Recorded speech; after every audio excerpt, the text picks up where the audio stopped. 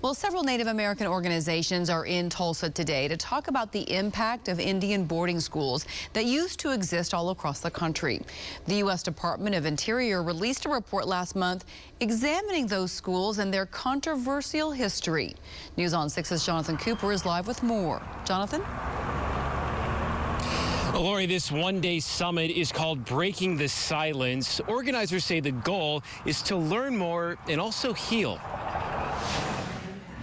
Margot Gray grew up hearing stories of what her relatives went through at American Indian boarding schools. They came there with their long braids, culture, they knew their language, and it was stripped of them. It was beat out of them. The Osage woman is the chairwoman of the United Indian Nations of Oklahoma, one of several sponsors of a summit in Tulsa discussing the impact of Indian boarding schools.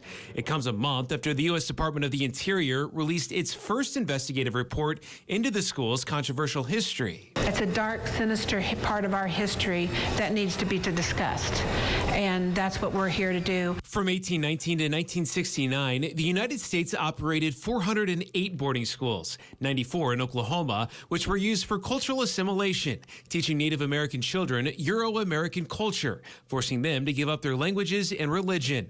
Reports now indicate in the process, hundreds of children died. The investigation says others were physically and sexually abused. This afternoon, survivors of these schools shared their stories. We have generations of that anger that gets passed on to the next generation. A national group called the Native American Boarding School Healing Coalition also talked about renewed efforts by lawmakers in D.C. to learn more. The Truth in Healing Commission bill on U.S. Indian Boarding School Policies Act in the United States is ultimately an attempt at being able to understand more about this history. As we know, this history is extremely underexamined and often misrepresented.